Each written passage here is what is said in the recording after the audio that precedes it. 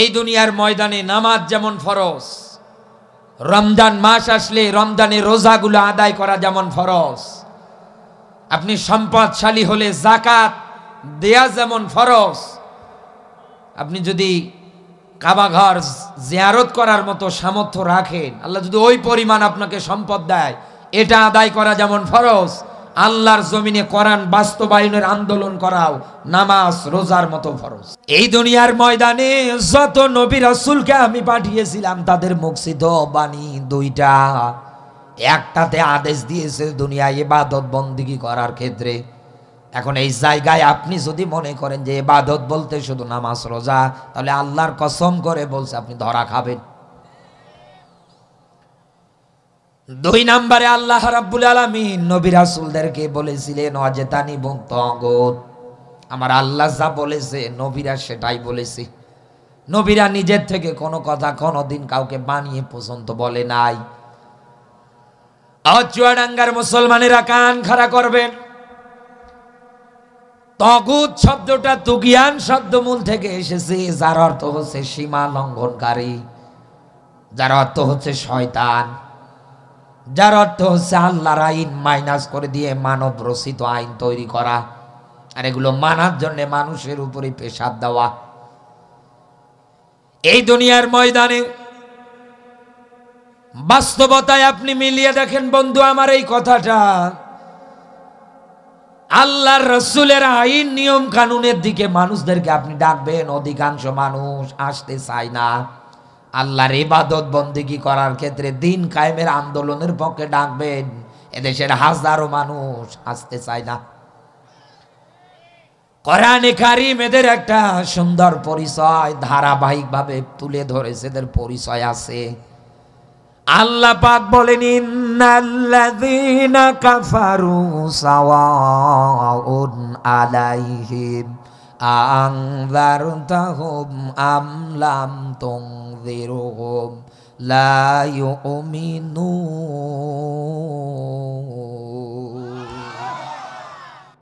এই জায়গার মধ্যে আপনি উপস্থিত, আপনি খাতা কলম বের করেন, আমি আপনাকে আয়াত নাম্বার বলছি, ভালো করে বাস্তবতায় মিলিয়ে নেন আমার এই কথাটা। সূরা বাকারা 2 নাম্বার সূরা 1 নাম্বার পারার, এটা পাবেন আপনি 6 নাম্বার আয়াত।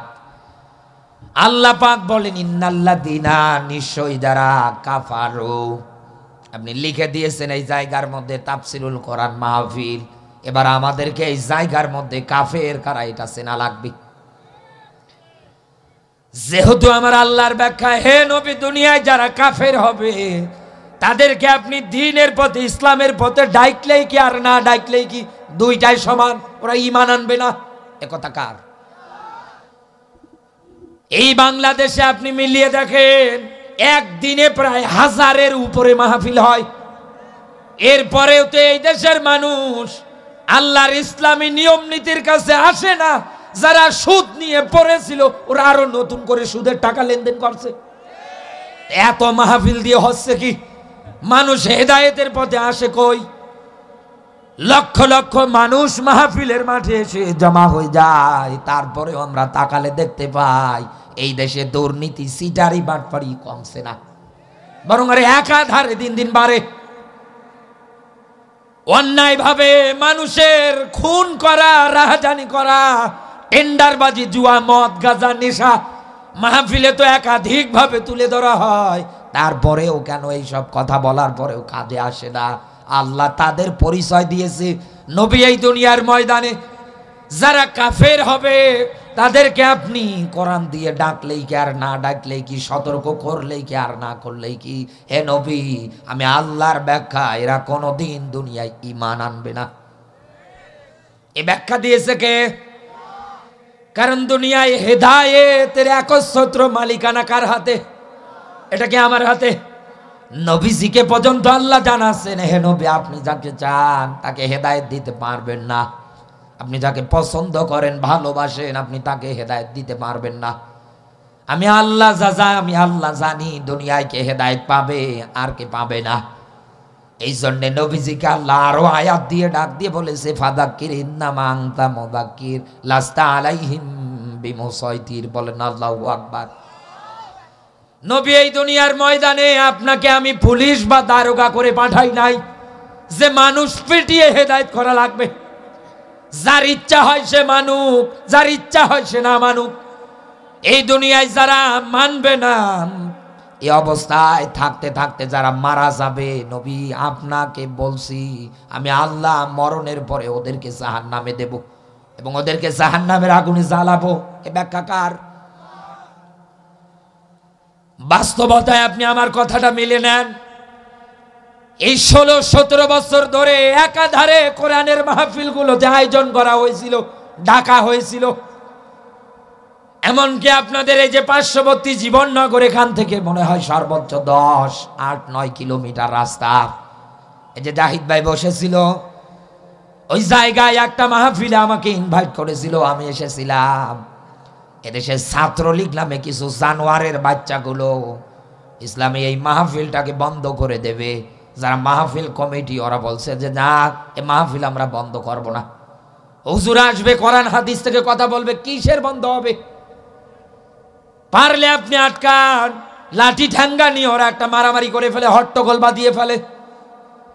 ওই মাঠে আমি আসার পরে আলোচনা করে গিয়েছি, কারণ আগে যদি আপনি আলোচনা করতে আসতেন কোনো একটা জায়গায়, নিজের বাবা মার ভোটার আইডির ফটোকপি পর্যন্ত দেওয়া লাগতো, নিজের জন্ম নিবন্ধনের ভোটার আইডির ফটোকপি দেওয়া লাগতো।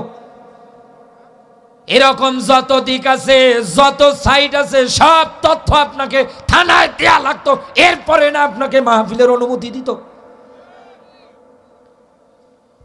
সেই মাহফিলে কথা বলার পরে আমি তো চলে গিয়েছি। এর পরের দিনে আমার বাড়ি থেকে আমার বাবা মা ফোন দিয়ে কাঁদছে। কি হয়েছে, কাঁদেন কেন? বলে এই জায়গার মধ্যে এখন এই ফোন দিয়েছিল থানা থেকে, তুমি এলাকায় আসলেও তোমাকে আটকাবে, গ্রেপ্তার করবে। এমনকি আমার থানার পুলিশ আমাকে যে কায়দায় গালিগালাজ করেছে, শয়তান পালানোর পরে ফোন দিয়ে বলেছিলাম স্যার একটা চা খাবো, আপনার সঙ্গে একটা চা খাবো, আমি আসেন। বলছে ভাই সব মনে রাখতে নেই। চুয়াডাঙ্গাবাসী যে আমাকে গালিগালাজ করে দিয়েছিল, যারা এখান থেকে তথ্য পাঠিয়েছিল আমার থানায়, এখান থেকে প্রায় 400-500 কিলোমিটার রাস্তা, এই বাংলাদেশের একেবারে শেষ সীমানা, ওর ওদিকে শেষ সীমানা। এত দূর আসার পরেও এখান থেকে আমার নামে ওই জায়গায় কমপ্লেইন, আমি নাকি জামাতের কেন্দ্রীয় লিডার। আরে বেটা, তোদের মতো তো রাতে ভোট করার পরে সকালে হাত দেখিয়ে বলি না আমি এলাকার দায়িত্ববান হয়ে গেলাম। এই দেশের জামাত ইসলামের একটা ছোট পদও যদি আপনি পেতে চান, কি পড়াশোনা করা লাগছে, এরপরে না আপনাকে দায়িত্ব দেবে। আপনার মতো হাতে বিড়ি খেয়ে, গাঞ্জা খেয়ে, সিগারেট খেয়ে, ডাইল খেয়ে, ফেন্সিডিল খেয়ে কোনোদিন নেতা হওয়া যায় না। এই কথা বলে, এই সংগঠন বাংলাদেশ জামাত ইসলামী না, ইসলামী ছাত্র শিবির না। আমি আপনাকে এই কথাটা বোঝানোর জন্য এত দূর পর্যন্ত টান দিয়ে নিয়ে আসলাম। যারা আমার নামে এই তথ্যগুলো ওই জায়গা পর্যন্ত প্রচার করে দিয়েছিল, আমার মা বাবা 3 দিন খাওয়া দাওয়া বন্ধ করে ফেলেছিল। শুধু কাঁদছে, কি হবে? গ্রাম্য মানুষ তারা, আমি যতই বলি যে কাঁদবেন না, খাওয়া দাওয়া করেন, বলে আমাদের মন মানে না। এই যে পাশে এখানে হামদা ভাই শ্বশুর বাড়ি, 3টা বছর একাধারে কারাগারে ছিলেন। বাস্তবতায় আপনি মিলিয়ে দেখেন, ওনার এই ছোট্ট মেয়েটা, উনি বাড়ি আসার পরে বাবা বলে ডাকে না, বলে হুজুর এসেছি। কারণ এই 3 বছরে কত মানুষ গিয়েছে হামদা ভাইয়ের বাড়িতে ছোট্ট বাচ্চা দুটোকে দেখার জন্য, তার পরিবারের খোঁজ নেওয়ার জন্য। আমিও গিয়েছিলাম। বাস্তবতায় আপনি মিলিয়ে দেখেন, আমির হামদা ভাই সহকারে যত আলেমদেরকে জেলে আটকিয়েছিল, যত আলেমের নামে মিথ্যা মামলা দিয়েছিল, এমনকি কোরআনের পাখিকে যারা বিদায় করেছিল, একটাও কিন্তু হিন্দুরা ছিল না। এই কথা বলে, একটাও খ্রিস্টান ছিল না, একটাও বৌদ্ধ ছিল না। নামের তালিকায় এখনো যদি প্রকাশ করেন, আপনি মিলিয়ে দেখবেন সবগুলোর নামের আগে মোহাম্মদ, মুসাম্মদ। কোরআনের পাখির নামে রাজাকার অপবাদ এটা দিয়েছে এই ব্যারিস্টার সুমন। এখন বিশাল বড় আল্লাহর ওলি হয়ে গিয়েছে। গতকালকে নিউজে দেখছি জোনায়েদ আহমেদ পলক ডাক টেলিযোগের মন্ত্রী ছিলেন, ইনি দোয়া চাচ্ছে, বলে আমার জন্য দোয়া করবে। দীপুমণি যাচ্ছে, বলে আপা আপা। এরপরে আরেক চোরকে নিয়ে যাচ্ছিল, ও আবার বলে আমার হাত ধরেন কেন, আমি কি চোর নাকি? লাইন ধরে ধরে একাধারে 13 জনকে নিয়ে যাচ্ছিল। এই দুনিয়ার ময়দানে আপনি মিলিয়ে দেখেন, এই যে যারা কোরআনের পাখি সহকারে আলেমদেরকে বিদায় করার ভূমিকা রেখেছিল, একটাও কিন্তু হিন্দু ছিল না, বৌদ্ধ ছিল না, সবগুলোর মা বাবা কিন্তু মুসলমান। এই দুনিয়ার ময়দানে আল্লাহ রাব্বুল আলামিন এই ব্যাখ্যাটা এই জায়গার মধ্যে দিয়েছে, নবী কাফের যারা হবে তাদেরকে আপনি ডাকেন আর সতর্ক করেন, না করেন দুইটার সমান, ওরা ঈমান আনবে না। আমি আপনাকে কাফের কারা এইটা বোঝানোর জন্য এত দূর পর্যন্ত নিয়ে আসলাম, এত কথা বললাম। এক কথাই বলছে আল্লাহর কোরআনের ব্যাখ্যা, ওয়াল্লাযিনা কাফারু ওয়া কাযযাবু বিআয়াতিনা, আল্লাযী অতঃপর যারা কাযযাবু অস্বীকার করে বিআয়াতিনা, এখানে আয়াত বলতে আল্লাহ বুঝিয়েছে চিহ্ন নিদর্শন। এই দুনিয়ার ময়দানে আল্লাহর চিহ্ন নিদর্শন পাওয়ার পরেও যারা মানে না, যারা অস্বীকার করে, কোরআন জানিয়েছে ওটাই কাফের। এই বাংলাদেশে এখন মিলান, এদেশে তো রাজনীতি হওয়ার কথা ছিল আল্লাহর কোরআন দিয়ে, আপনি মানেন আয়াত। আপনি মুসলমান ঘরের একজন সন্তান, আপনার বাবা মুসলমান, দাদা মুসলমান, 14 গোষ্ঠী মুসলমান, আপনি পরিচয় দেন। গরুর গোশত একাধারে কিনে কিনে এনে খেয়ে খেয়ে পরিচয় দেন, অথচ আপনার ইনকামের ব্যাংক ব্যালেন্সটা সব হারাম। আল্লাহর ব্যাখ্যা, ইয়া আইয়ুহাল্লাযীনা আমানু লা তাকুলুর রিবা, ওহে ঈমানদার খবরদার, দুনিয়ায় তুই সুদ খাবি না চক্রবৃদ্ধি হারে। আত্তাকুল্লাহ, তুই আমাকে ভয় কর, এ কথা কার? এরপরে এই জীবননগর, চুয়াডাঙ্গা, এই উথুলির গ্রামটায় মিলিয়ে দেখেন কত মানুষ আজও সুদের সঙ্গে জড়িত। আল্লাহর কোরআন জানিয়েছে, নবী আপনি এই মানুষগুলোকে ডাকলেই কি আর না ডাকলেই কি কোনোদিন আসবে না। এদেশের হাজারো টুপিদারিওয়ালাগুলো এখন কোরআন মাহফিলগুলোতে গেলে আগে কান পরা দেয়, হুজুর এ ওয়াজ করবেন না, ও ওয়াজ করবেন না। বাংলাদেশের যেখানেই যাচ্ছি ওই জায়গাগুলোর মধ্যে যাওয়ার পরেই একই কাণ্ড। কেন? এদেশে কেউ যদি রাজনীতি করতে চায় আল্লাহর কোরআন দিয়ে করা লাগবে, কারণ আল্লাহর কোরআন দিয়ে যে রাজনীতি হবে, এই রাজনীতিতে কোনোদিন কারো পেট পূজা হবে না। আল্লাহর বিধান দিয়ে যারা দেশ চালাবে, এই দেশ চালাতে গিয়ে তারা কোনোদিন দুর্নীতি করবে না, কোন নিরপরাধ মানুষকে কষ্ট দেবে না, হক নষ্ট করবে না। একথা বলে না কেন? শহীদ মতিউর রহমান নিজামী সহকারে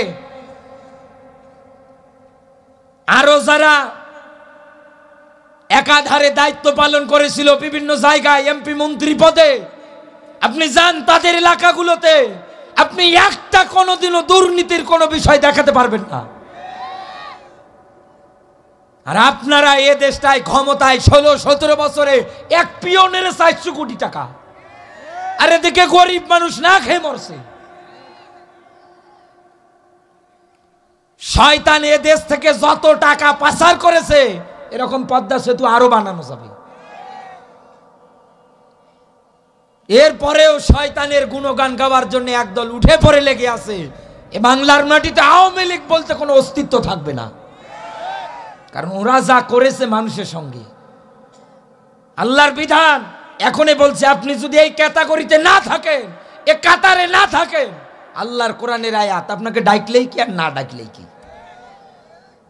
আমি রাজনীতির বিষয় যেহেতু আপনাকে টাচ দিয়েছি, দুনিয়ায় করতে হলে কোরআন দিয়ে করা লাগবে। কারণ আল্লাহ পাক বলেন, মাইয়া বতাগি গায়রাল ইসলামি দীনান ফালা ইউকবালা মিনহু। বলেন আল্লাহু আকবার। এই দুনিয়ার ময়দানে কোন মানুষ যদি তার জীবন চালাতে চায়, ব্যক্তি চালাতে চায়, পরিবার চালাতে চায়, ও যদি রাজনীতিও করতে চায়, ওকে অবশ্যই অবশ্যই করা লাগবে ইসলামী নিয়ম নীতি, কোরআনের আদর্শ অনুযায়ী। বিশ্বনবী এর জন্যই সূরা হাশরের 7 নাম্বার আয়াতের মধ্যে ব্যাখ্যা দিয়ে বলেছেন, ওমা আতাকুমুর রাসূল, তোমাদের রাসূল তোমাদের যা আদেশ দেয় মেনে নাও, আর যেটাতে নিষেধাজ্ঞা দেয় ওটা থেকে দূরে থাকো। রাসূলকে আপনাকে রাজনীতি করার ক্ষেত্রে দেখিয়েছে যে এই দেশে রাজনীতি করতে গিয়ে নিরপরাধ মানুষ কিচ্ছু জানে না, ঘরে ঘুমিয়ে আছে, ঘুম থেকে দেখছে জেলখানায়। এই রাজনীতিকে রাসূল দেখিয়েছে। ভোটে জেতার পথে আপনি এলাকাটাকে নিজের বাবার মনে করে একাধারে রাজত্ব করেন, বলে সব আমার, ব্রিজ বানাবে, রাস্তা বানাবে, কালভার্ট বানাবে, নিজের বাবার মনে করে টাকা ব্যাংকে ঢুকিয়েছে। রাসূলকে আপনাকে এটা আদেশ দিয়েছে? বরং তো এই দুনিয়ার ময়দানে আল্লাহ রাসূল ইনসাফ ভিত্তিক বন্টন মালা আপনাকে শিক্ষা দিয়ে গিয়েছে। খেলাফতের দায়িত্ব যারা পালন করেছে তাকান, তাদের বেতন যা ছিল তাও তারা নিত না। আর আপনার এত টাকা পয়সা দরকার, বাংলাদেশে জায়গা হয় না, বেগম পাড়ায় বাড়ি বানান। চুয়াডাঙ্গাবাসী, আমি আপনাকে এখান থেকে এটাই বোঝাতে চাচ্ছি, দুনিয়ায় ইসলাম বাদ দিয়ে আপনার এরকম করে যত সাইড আছে, যত দিক আছে, সব যদি মাইনাস হয়, আল্লাহর কোরআনের ব্যাখ্যা ফালাইয়ুকবালা মিনহু, ওরে একটা রুকু, একটা সিজদা, ও রাজনীতি কোনোটাই কবুল করে না। কে? আর জোরে বলেন।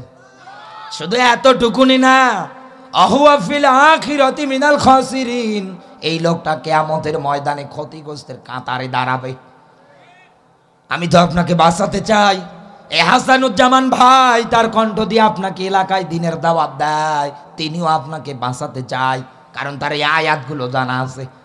আপনি তো আয়াতগুলো জানেন না, এই জন্যই তো আপনার কাছে কোরআন হাদিস দিয়ে বললে কেমন কেমন মনে হয়।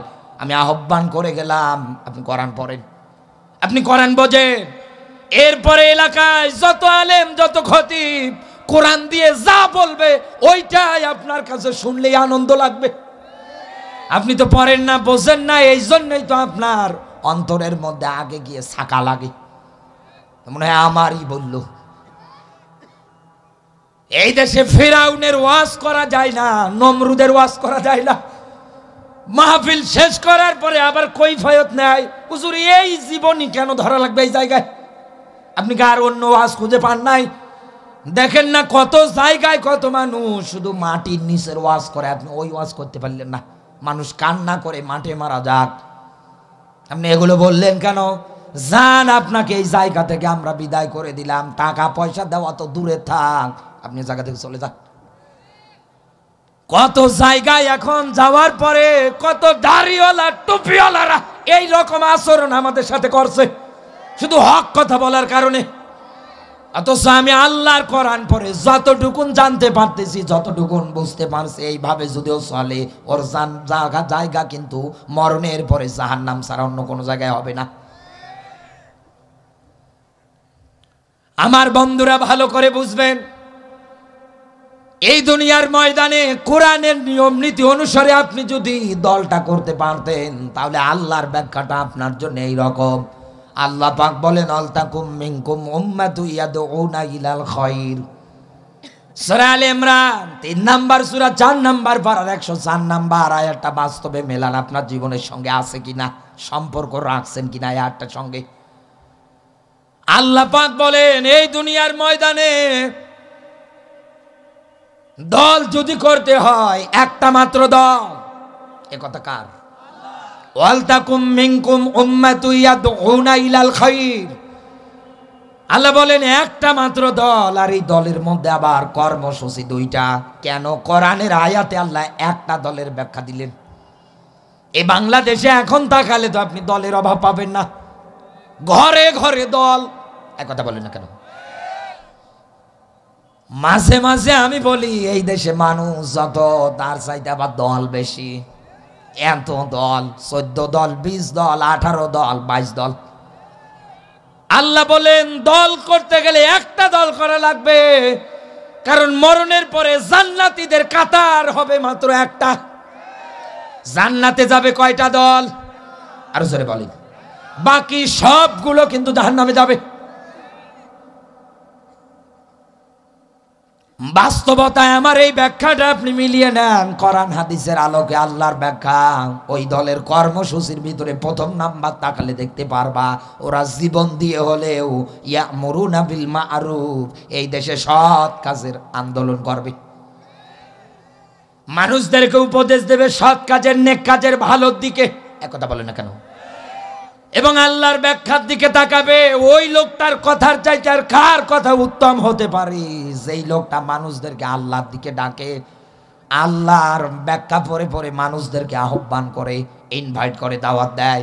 এবং আল্লাহর ব্যাখ্যা অকালা ইন্নানি মিনাল মুসলিমিন, ও শেষে জবান দিয়ে বলে আমি তো একজন মুসলমান। দুই নাম্বারকে কোয়ালিটি আল্লাহ দিয়েছেন। এই দুনিয়ার ময়দানে ওরা অসৎ কাজ যেখানেই দেখবে ওই জায়গার মধ্যে বন্ধ করে দেবে। এই 16-17 বছরে এই দেশে বিভিন্ন জায়গায় গানের কনসার্ট বানিয়ে আপনি নাচানাচি করেছেন। 21শে ফেব্রুয়ারি আসলে শহীদদের রুহের আত্মার মাগফিরাত কামনায় পর্যন্ত আপনি এই চুয়াডাঙ্গা, জীবননগর বিভিন্ন জায়গায় মঞ্চ বানিয়ে নর্তকীদের নিয়ে এসে নাচিয়েছেন। সাহস থাকলে সামনে করে দেখেন, একটারও সাফাদ্দার থাকবে না।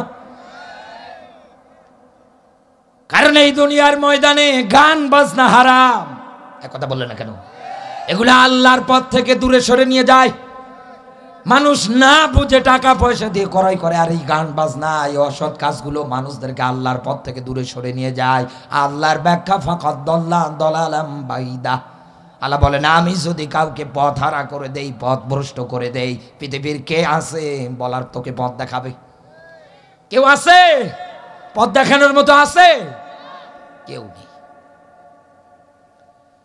তাহলে কেন আপনি এই দুনিয়ার ময়দানে আল্লাহর এই ঘোষিত দুইটা দল করার ক্ষেত্রে কাজের মধ্যে আপনি আসেন না? কেন এই দুনিয়ার ময়দানে আপনার জীবনের মধ্যে পাওয়া যায় না? কোরআন হাতে নিয়ে বলছি, আল্লাহ এই দলটাকে কোরআনে মাজিদের মধ্যে সুন্দর করে একটা আয়াত দিয়ে ব্যাখ্যা দিয়েছি।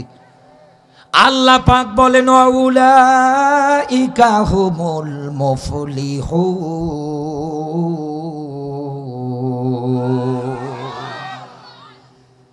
এদিকে তাকান, এখানে যারা আলেম আছে জিজ্ঞাসা করে দেখেন, উলাইকা শব্দটা ইশারাবাচক, ইঙ্গিতবাচক শব্দ। আমার যেমন হাতের আঙ্গুল আছে, আমার আল্লাহরও কুদরতের আঙ্গুল আছে। আল্লাহ দেখাচ্ছেন উলাইকা, ওই মানুষগুলো কারা? দুনিয়ায় দল করতে গিয়ে যারা এই দুইটা কাজের সঙ্গে আঞ্জাম দেয়। আল্লাহ পাক বলেন, এই দলটাই আমি আল্লাহর কাছে সফল কাম। এই বাংলাদেশে এতদিন আপনি যত দল দেখেছেন, একটা মাত্র দল বাদ দিয়ে, একটা মাত্র সংগঠন বাদ দিয়ে আর অন্য কোন দল, অন্য কোন সংগঠন দেখাতে পারবেন না যারা এই সৎ কাজের আদেশ দিয়ে আর অসৎ কাজে বাধা দিতে গিয়ে বারংবার জেল খেটেছে, মামলার শিকার হয়েছে, হামলার শিকার হয়েছে, জুলুম নির্যাতন সহ্য করেছে, ঘরে থাকতে পর্যন্ত পারে নাই। সেই দলটাই বাংলাদেশ জামাত ইসলামী। একটা মাত্র দল, এই দেশে জালেমেরা টার্গেট করেছিল নিবন্ধন পর্যন্ত বাতিল করে দেবে। এই কথা বলে,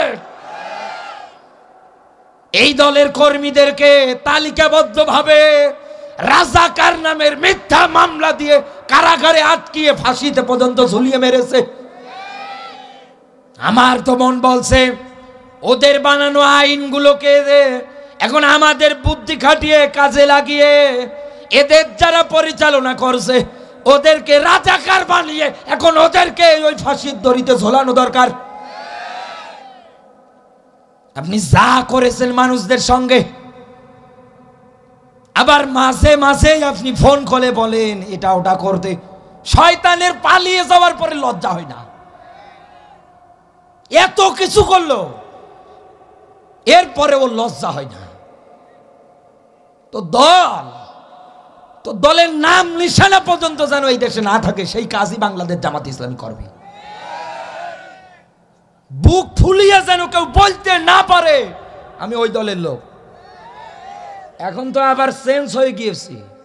এদেশে এতদিন যারা ওদের পাঁচ আইত গোলামি করত, ওরাও এখন স্লোগান দিচ্ছে আমরা জামাত, আমরা শিবির, আমরা বিএমপি, ঠেলার নাম বাবাজি। এই কথা বলে আল্লাহর ব্যাখ্যা, ওয়ামিনান নাসি মা ইয়াকুলু আমান্না। নবী আসবে, মানুষ আপনার কাছে এসে বলবে আমান্না, আমরা ঈমান এনেছি, অবিল ইয়াউমিল আখির, পরকালের উপরে আমরা বিশ্বাস স্থাপন করেছি, ঈমান এনেছি, জান্নাত জাহান্নাম না দেখা যত দিক আছে, যত সাইড আছে সব মেনে নিলাম। আল্লাহর ব্যাখ্যা, ওয়ামা হুম বিমুমিনিন, হে নবী এরা মুমিন না। কোরআন হাদিস পরে আপনি মিলিয়ে দেখেন, এরা যদি মুমিন না হয় আল্লাহর ব্যাখ্যায় এই দুনিয়ার ময়দানে এরা হচ্ছে টাটকা নির্ভেজাল মুনাফিক, সুবিধাবাদ আর জিন্দাবাদ। যখন যেদিকে পানি আসবে ওই দিকে ছাতা ধরবে। একথা বলেন না কেন?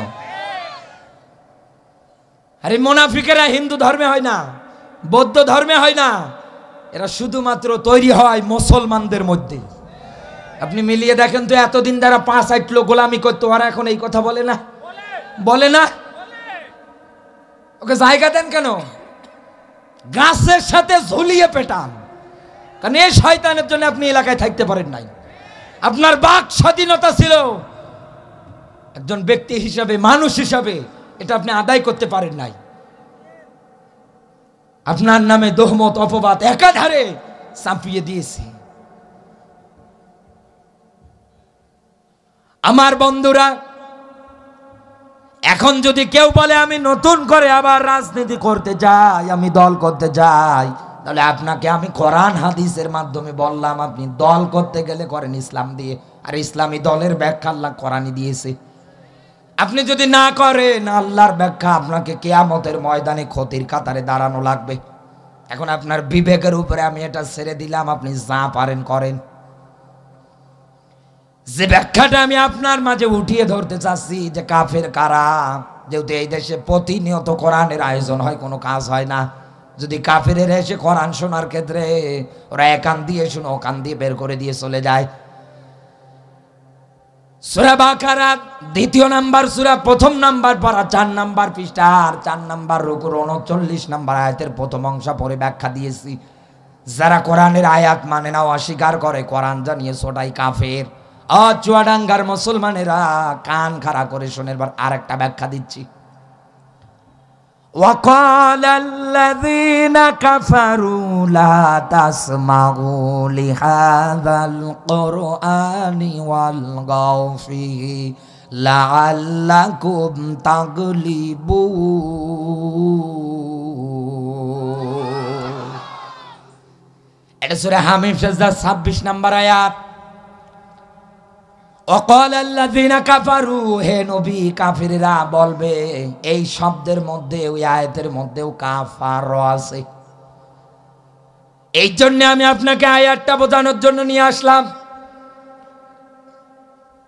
নবী এই দুনিয়ার ময়দানে কাফের বেঈমান যারা হবে, তাদেরকে আপনি যতই ইসলামের পথে ডাকেন না কেন, ওরা আসবে না। এই ব্যাখ্যা ছিল আমার আল্লাহর।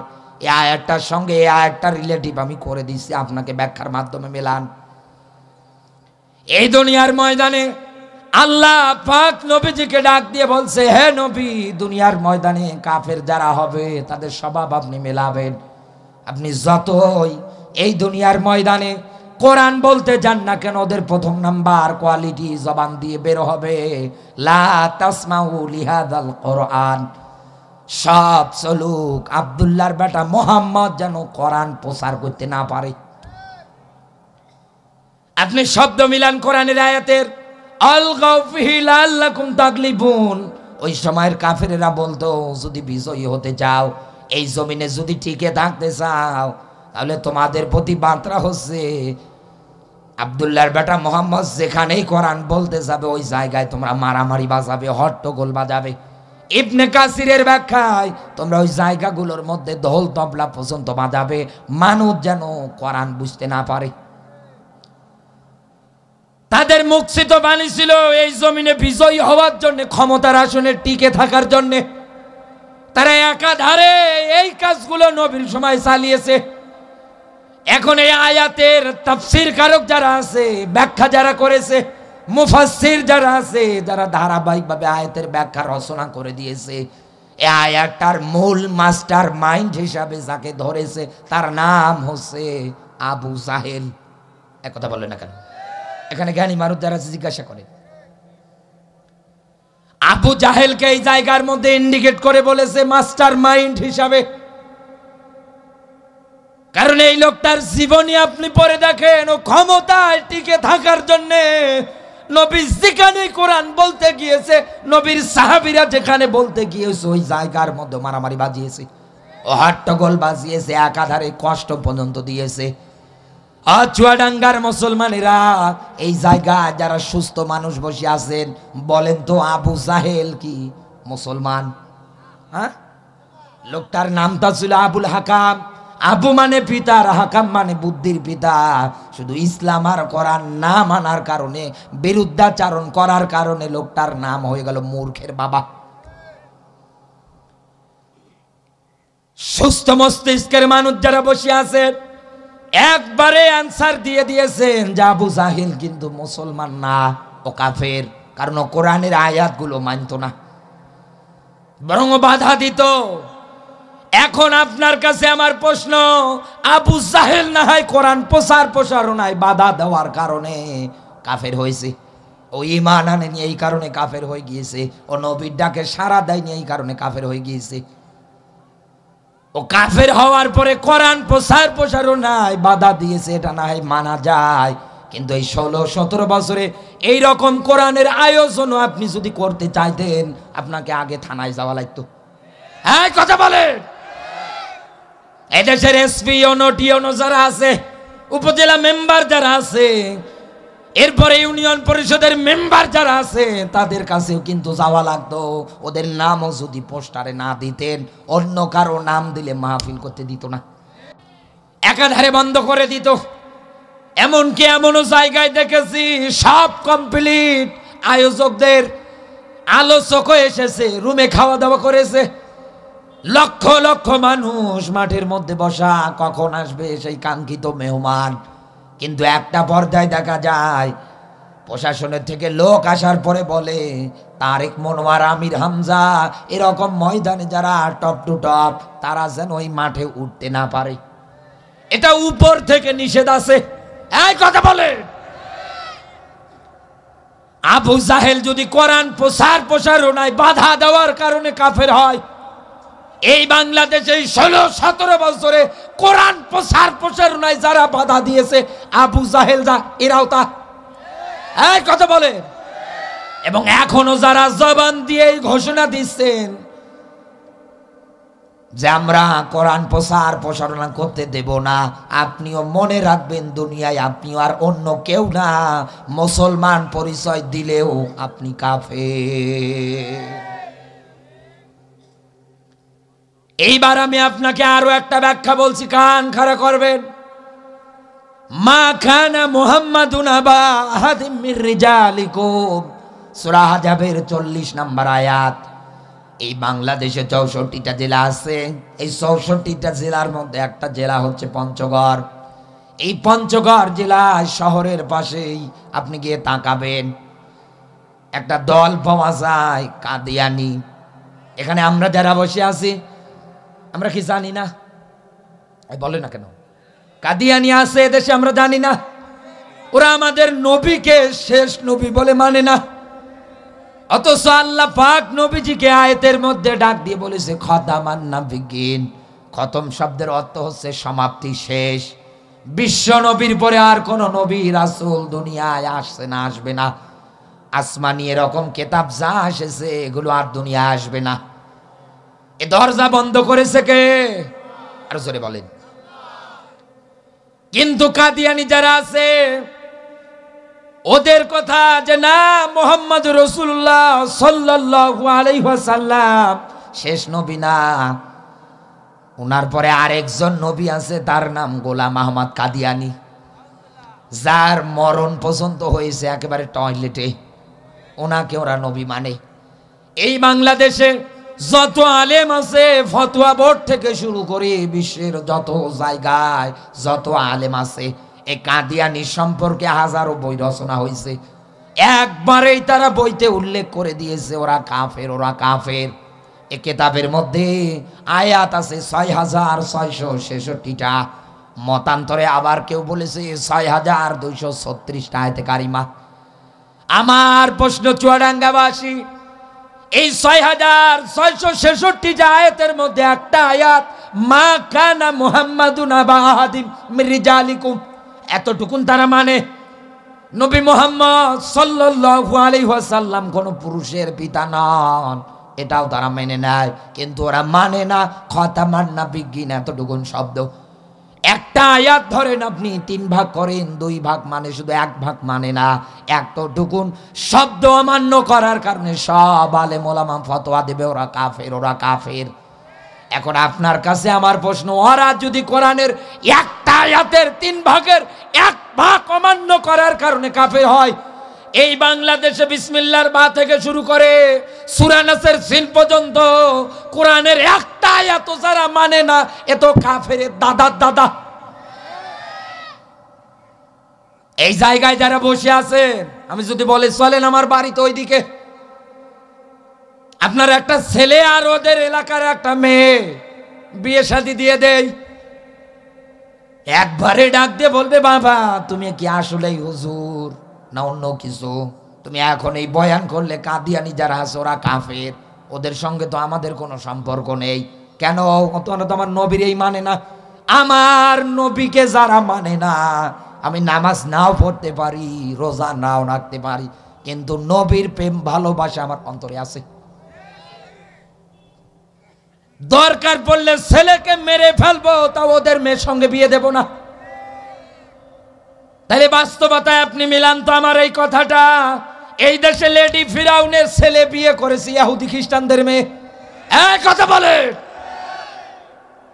এরপরেও আপনি ওর পিছনে দৌড়ান, ওর পিছনে মিটিং মিছিলে স্লোগান দেন, আপা বলতে বলতে ফানা ওঠান। তাহলে আপনি বাস্তবে মিলিয়ে দেখেন তো ওরা আসলে কোন পর্যায়ে চলে গিয়েছে। এদেশে কাদিয়ানি যা, ওরাও তা। আরে এই দেশে একটারও এই বাংলার মাটিতে ঠাঁই হবে না, হবে না, হবে না। ও দুনিয়ায় যদি আল্লাহর কোরআন মেনে নিয়ে থাকতে পারে থাকুক, অসুবিধা নেই, কিন্তু আলেমদের কোরআন এবং হাদিসের বিরুদ্ধাচরণ করা লোক বাংলার মাটিতে থাকতে পারবে না। কি ভেবেছে আপনি নিজের মন মতো দুনিয়া একাধারে চলবেন, আপনার নিজের মন মতো জীবন জিন্দেগি আপনি পার করবেন, মানুষ আপনাকে ছেড়ে দেবে? আপনি এতদিন করেছেন, কিচ্ছু বলে নাই, কিচ্ছু বলে নাই। কারণ কি বলবে? থানা আপনার, ইউনিয়ন পরিষদের যে জানোয়ারগুলো ছিল সব আপনার। এই কথা বলে, এদেশের বাহিনীগুলোতে যারা চাকরি করতো সব আপনার। আপনি যা বলতেন ওরা তাই শুনতো। কি করবে সাধারণ মানুষ? মেয়ে ধর্ষণ সে শিকার হয়েছে, বাবা এটা দেখার পরে চোখের পানি নিয়ে গিয়েছে থানায় বিচার দিতে। শুধু আপনার দল করার কারণে, আপনার দলের লোক হওয়ার কারণে আপনি উল্টো ওই মুরব্বিকে হামকি ধুমকি ভয় দেখিয়ে থানা থেকে বের করে দিয়েছেন। এদেশে ইসলাম প্রতিষ্ঠিত হলে, কোরআন প্রতিষ্ঠিত হলে, কেউ অপরাধ করুক না কেন আইনের চোখে সবাই সমান, ওর বিচার হবে। এক কথা বলে না কেন? আর এটাই তো আমরা চাই, আর এটার জন্যই তো আল্লাহ আপনাকে দুনিয়ায় পাঠিয়েছে। আপনি কেন বোঝেন না? এই জমিনে আল্লাহ আপনাকে খামাখা পাঠায় নাই, আপনার কর্মসূচি আছে, আপনার কাজ আছে। আপনি আন্দাজে দুনিয়ায় মনে করেছেন আমি এসেছি খাচ্ছি দাচ্ছি ঘুরে বেড়াচ্ছি, না, আল্লাহ আপনাকে দুনিয়া এই জন্যে পাঠায় নাই, আল্লাহর উদ্দেশ্য আছে। আল্লাহ পাক বলেন ওয়াইয ক্বালা রাব্বুকা লিল মালাইকাতি ইন্নী জাইলুন ফিল আরদি খলিফা। বলেন আল্লাহু আকবার। খুবই পরিচিত একটা আয়াত, কিন্তু আয়াতটার মধ্যে আমাদের বাস্তব জীবনের সঙ্গে একটা তথ্য লুকিয়ে আছে। আল্লাহ পাক বলেন ওয়াইদ, স্মরণ করো, ক্বালা, এই জায়গার মধ্যে কলার ফাইল যিনি তিনি কে? আরো জোরে বলেন। মালাইকা। এটা কিন্তু এক বচন না, এই জায়গার মধ্যে আল্লাহ বহু বচন শব্দ ব্যবহার করেছেন।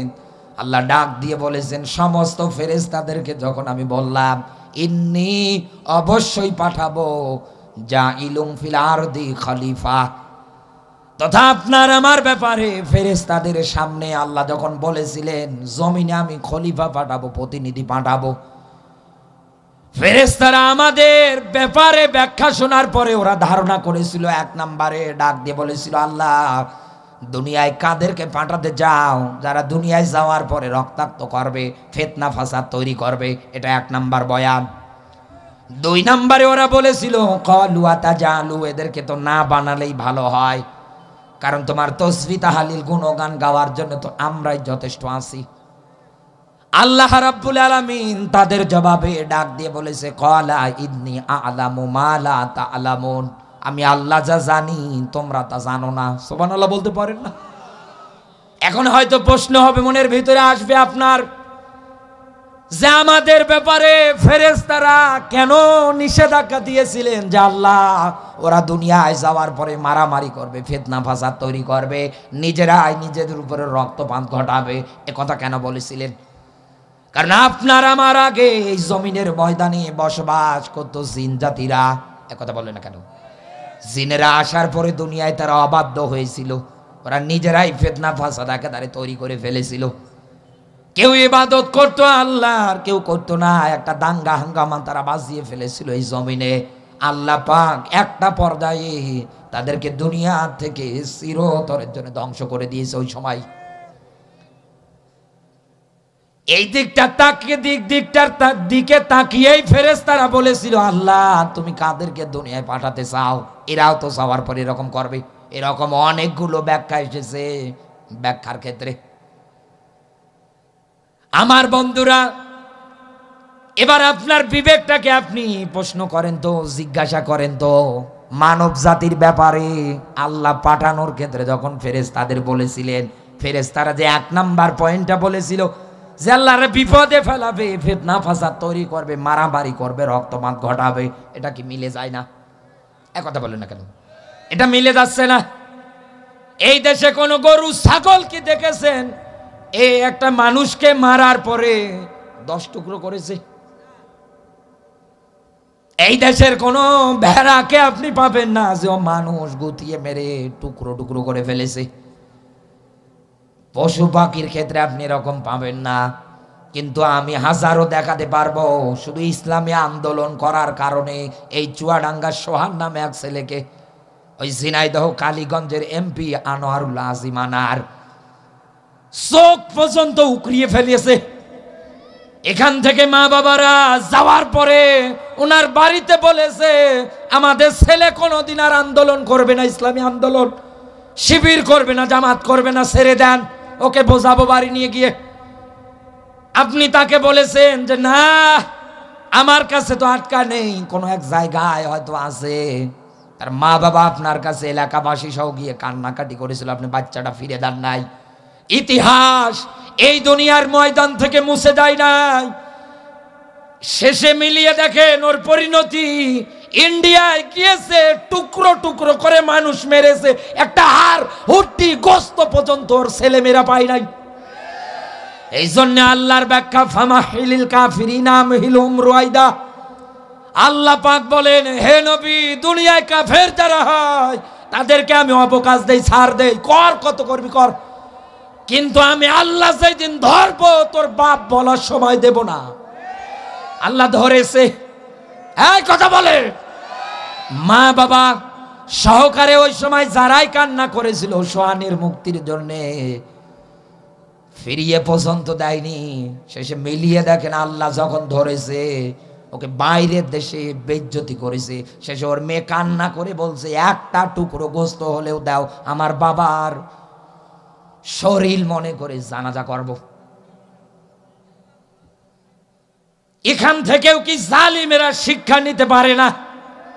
এই জমিনের ময়দানে কাফেরদের এই অবস্থা দেখার পরেও কি শিক্ষা নিতে পারে না? এই জন্য তো আল্লাহ বলেন কুল সিরু ফিল আরদ ফানজুর কাইফা কানা আকিবাতুল মুকাদ্দিবিন। আল্লাহ বলেন বান্দা জমিন ভ্রমণ কর আর দেখ দুনিয়ায় যারা আমার অবাধ্য হয়েছিল আমি আল্লাহ এদের পরিণতি কি বানিয়েছি। ফিরাউন আমার সত্য বিধানের সঙ্গে গাদ্দারি করেছিল, দিনের নবী মুসাকে পাকড়াও করতে চেষ্টা করেছিল, আল্লাহ ধরেছে একেবারে শুটকি বানিয়ে রেখেছে। নমরুদ কত বড় রাজত্ব ছিল তার, ধ্বংস করেছে আল্লাহ একটা ল্যাংরা মশা দিয়ে, ওরা আবার পাই নেই। আপনার মতো এই লেডি হাসিনাকে আল্লাহ বিদায় করতে সময় লাগবে?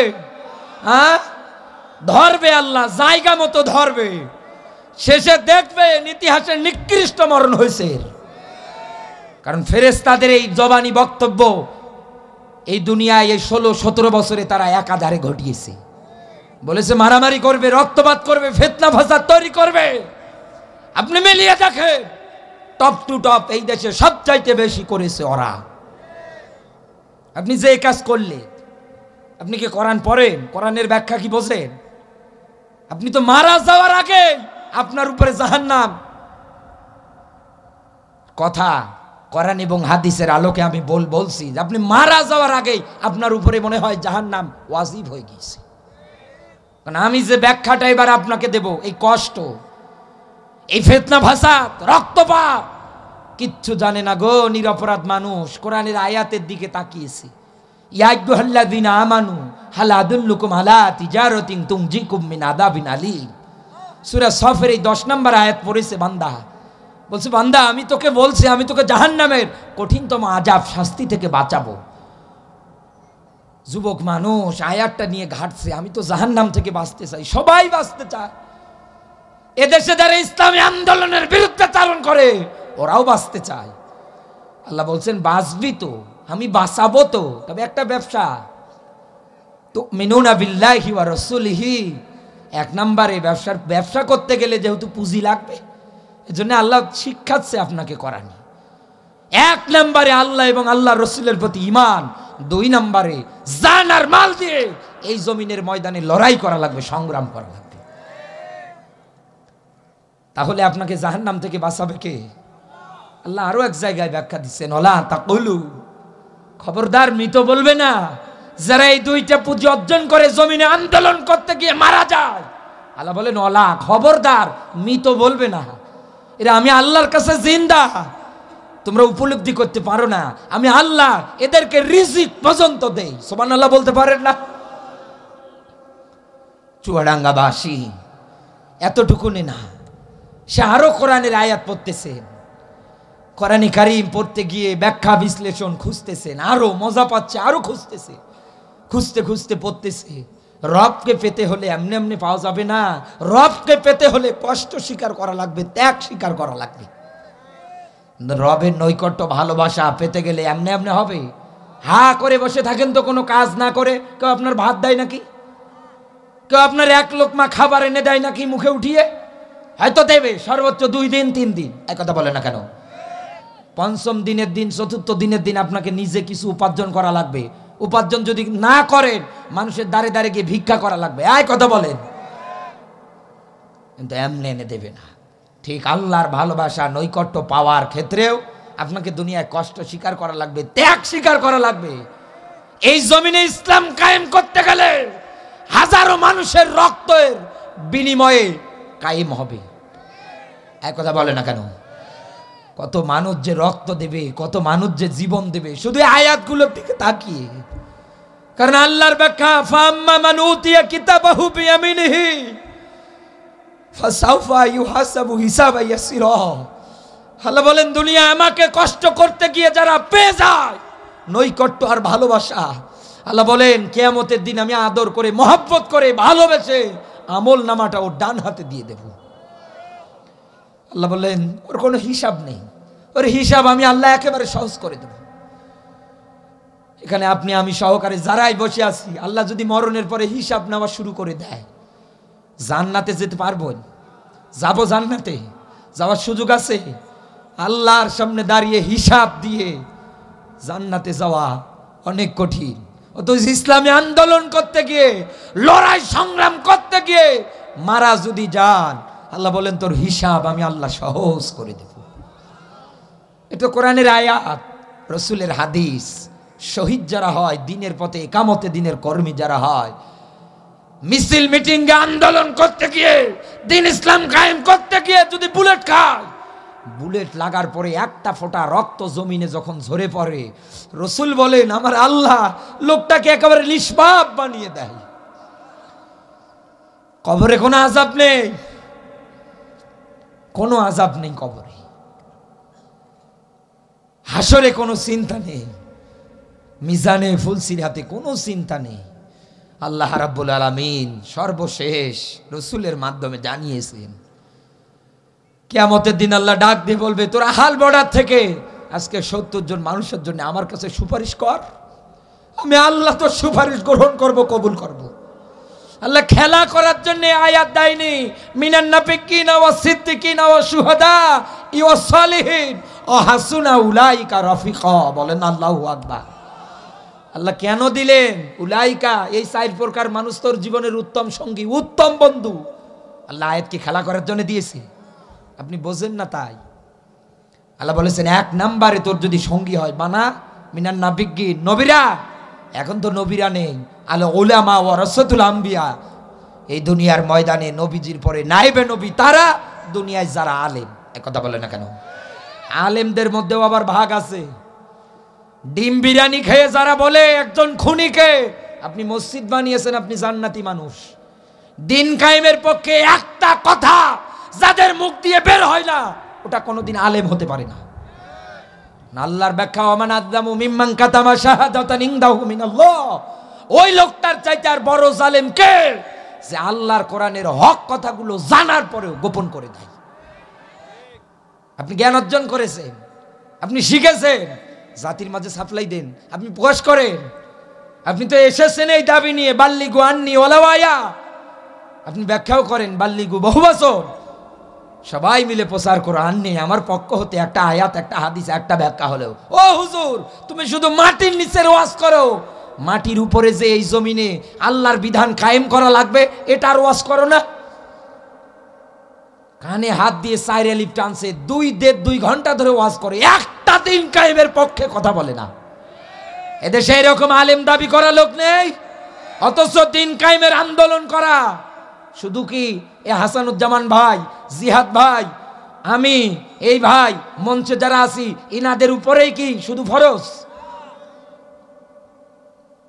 এই জমিনের ময়দানে যারাই বলবে আমি মুসলমান, আমি নবীর উম্মত, ওকেই এই জমিনে দিন কায়েমের আন্দোলন করা লাগবে।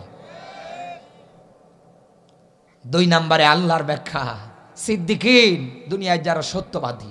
3 নম্বরে শুহাদা, যারা শহীদ। শহীদ শব্দের অর্থ সাক্ষ্য, সাক্ষী। কেন আল্লাহ এই জায়গায় শুহাদা ব্যাখ্যা দিলেন? ধরলাম আল্লাহর ব্যাখ্যা যে একটা লোক মারা গেল দিনের পথে, কিন্তু তার সাথে তো আমার আর বন্ধুত্ব হবে না। একথা বলে না কেন? হবে, হবে। তিনি কি আমার সঙ্গে আর কথা বলবে?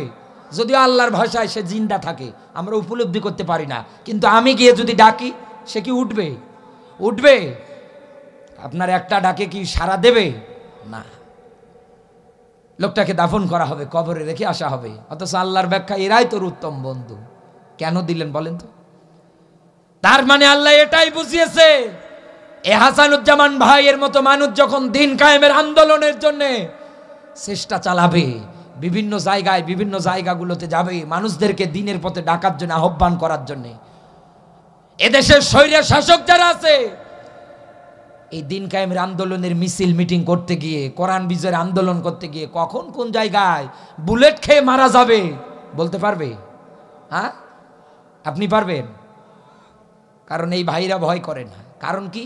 কারণ আল্লাহর ব্যাখ্যা, আল্লাযী খালাকাল মাউতা ওয়াল হায়াতা। আল্লাহ বলেন আমি সবার আগে মরণ বানিয়েছি।